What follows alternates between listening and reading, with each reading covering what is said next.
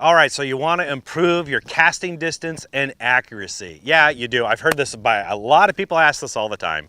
How can you improve casting accuracy and distance? So let's talk about some of that things.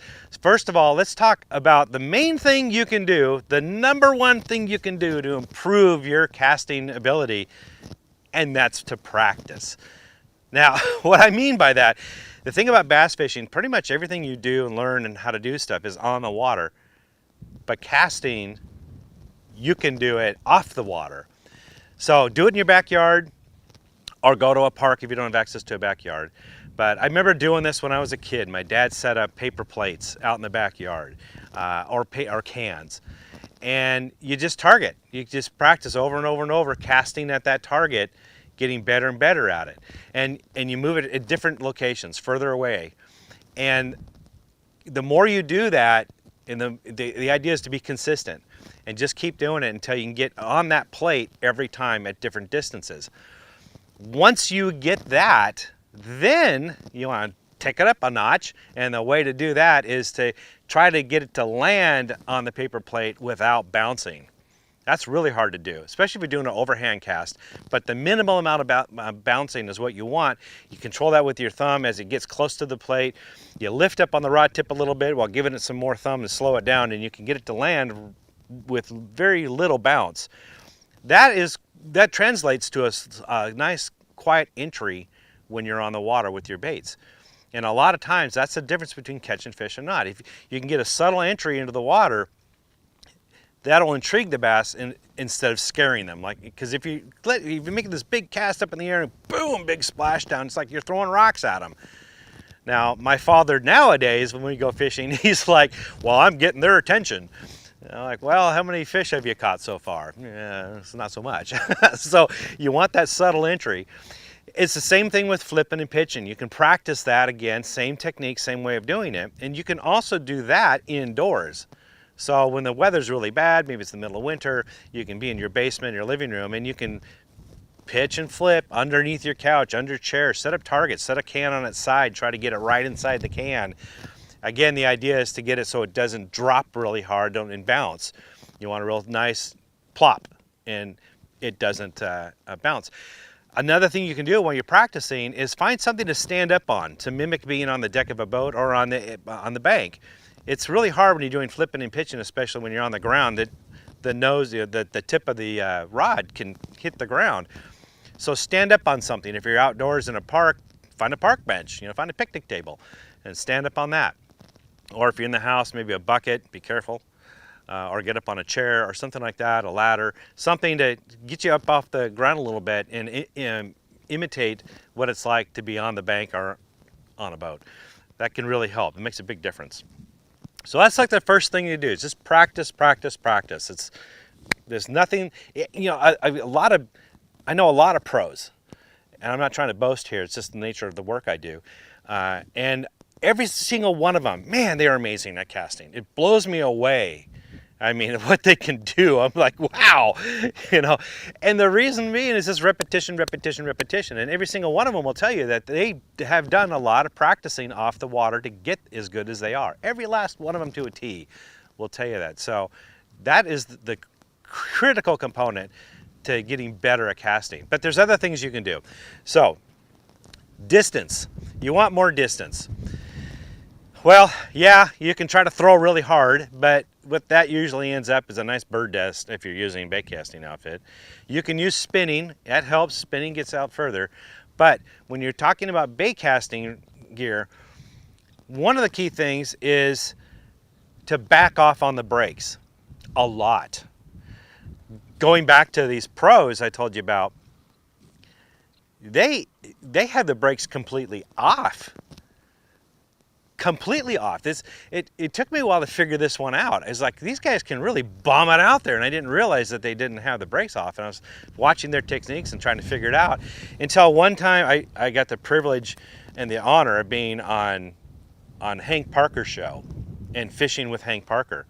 And we were fishing a submerged road bed way out in the middle of this lake. and he were with crankbaits, and he was bombing them way out there. And I kept backing off of my brakes and backing off on them. I was trying to make the same cast, and I just couldn't do it. I had backed off as much as I could without getting a backlash, and I still couldn't get the distance he was doing. And it wasn't because he was, you know, putting a lot of muscle behind of it. Fish. I got the little fish on my crankbait. There you go. We're out here cranking a road bed that I thought we'd be catching a lot more fish on. We've caught a few.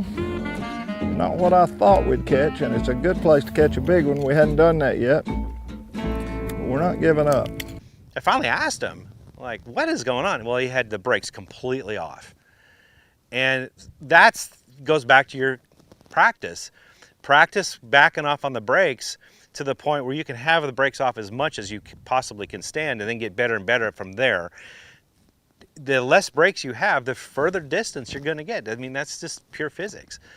So, and the less effort too. You don't have to throw as hard. So of a day of fishing, your arms and wrists, forearms aren't going to be as tired.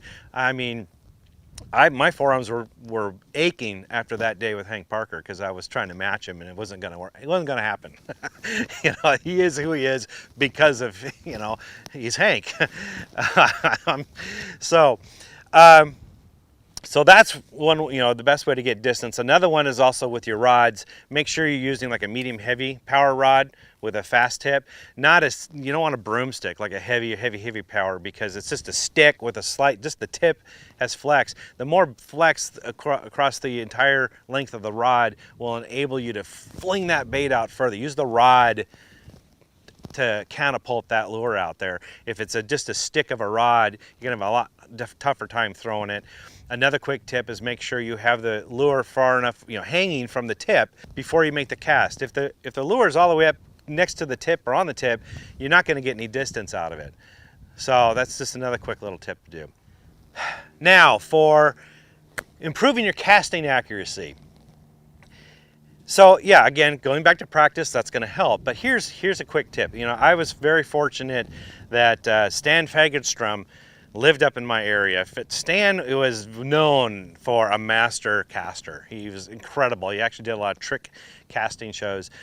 Just amazing what he could do with a rod and reel. And I was very fortunate that he was actually a member of my bass club for decades. And so I learned a lot from him. He's an amazing guy, and you know, God rest his soul.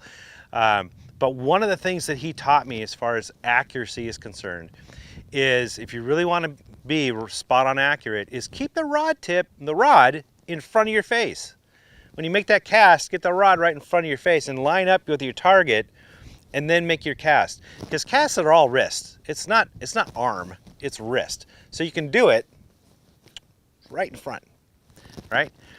It does a couple things. First of all, yeah, it lines up your target and you're better aimed at it. But also, if you bring your rod tip behind you, now it's your bait's swinging back here, your rod's back here, and that equates to, you know, it's accentuated when you throw it in front of you. Now you're going to be off target. It's kind of like bowling.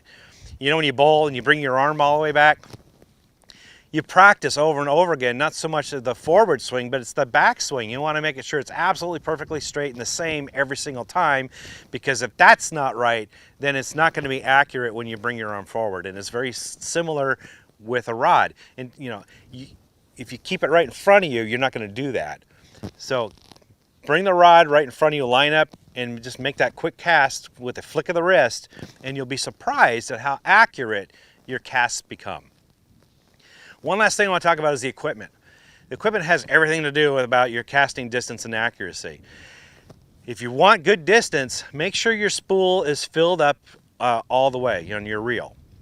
It needs to be full, not overfilled, but all the way full. A reel that's spooled all the way is going to cast further than one that's not. You're just going to get better distance out of that. And you're matching your rod power with with your lure, so you don't have way too light of a lure or too heavy of a lure for the rod and reel that you're using. That can make a big difference with your casting accuracy and distance. So with these tips in mind, you're going to go out and be a lot more accurate, and you're going to have that distance that you want. Now go out, hit the water, and have a lot of fun.